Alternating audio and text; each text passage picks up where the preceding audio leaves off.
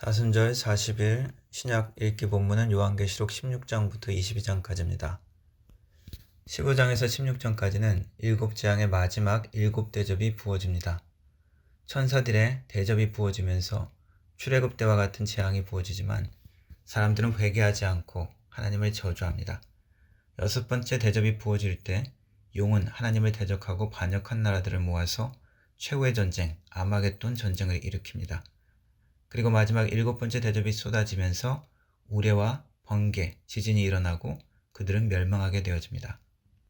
17장부터 마지막 22장까지는 앞에서 언급되었던 일곱 가지 재앙과 같은 그러한 마지막 심판의 모습을 다른 각도의 환상과 이미지로 보여준다고 할 수 있습니다.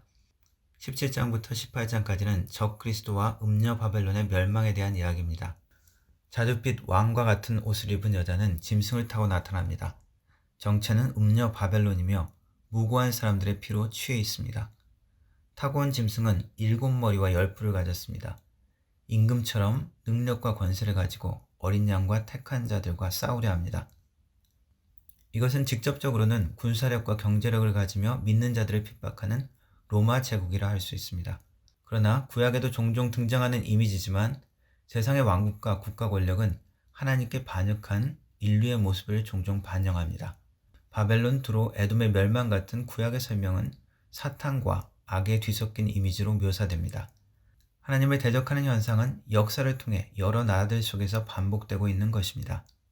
19장과 20장에는 악에 대한 마지막 전쟁과 최후의 심판 이야기가 예수님의 재림으로 나타나고 있습니다. 19장에는 24장로와 내생물이 하나님께 경배하고 천사는 혼인잔치를 예고합니다. 예수님은 백마를 타고 나타나서 짐승과 땅의 임금들을 심판합니다. 20장에 마침내 옛뱀인 사탄, 마귀가 무적행에 결박되어지고 천년왕국이 시작되어집니다. 순교자들은 다시 살아나고 그리스도와 함께 제사장 직분으로 천년 동안 왕같은 신분을 누립니다. 천년 후에 사탄은 잠시 놓여지지만 다시 불과 유황못에 영원히 던져집니다. 그리고 마지막 흰 보좌 앞에 심판이 있게 되어집니다. 이것을 순차적인 사건으로 해석할 수도 있습니다. 혹은 두 번의 마지막 전쟁은 영적 전쟁을 두 번의 다른 시각으로 다시 설명한 것일 수도 있습니다. 그것이 무엇이든지 핵심은 예수님이 왕으로 오실 때 악을 멸하시고 그분을 따르는 자들 신원하신다는 것입니다. 21장에서 22장은 새 하늘과 새 땅이 나타나고 새 예루살렘에서 어린 양의 혼인잔치가 열립니다. 천사는 어린 양의 안에 신부를 보여줍니다. 이것은 하늘로부터 내려오는 거룩한 성, 새 예루살렘이기도 합니다. 하나님은 그의 백성과 함께하며 그들의 눈물을 닦아주시고 다시는 사망과 애통이 없게 되어집니다. 하나님과 어린 양의 보좌로부터 생명수강이 흐르고 생명과 치유의 열매가 맺으며 오직 생명책에 기록된 자들은 다 그 성에 들어갈 수 있게 되어집니다. 그곳에서 주님의 얼굴을 보며 왕과 같은 권세와 영광을 누리게 되어집니다. 마지막으로 요한은 예언의 말씀에 대한 사명을 받습니다. 그리고 보라 내가 속히 오리라 하는 주님의 약속을 들으면서 계시록이 마쳐집니다.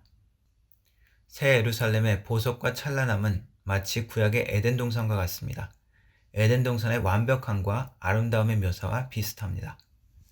창세기 에덴 동산의 완벽하고 온전했던 모습과 그리고 하나님과의 완벽한 관계가 다시 회복된다는 것입니다.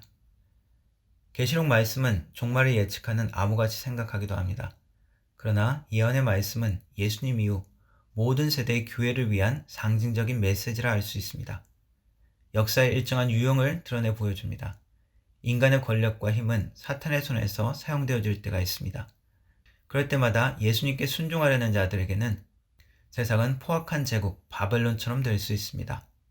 세상의 악함은 용이나 짐승처럼 잔인하게 물어뜯어 죽이는 것 같은 고통을 줄 수도 있습니다.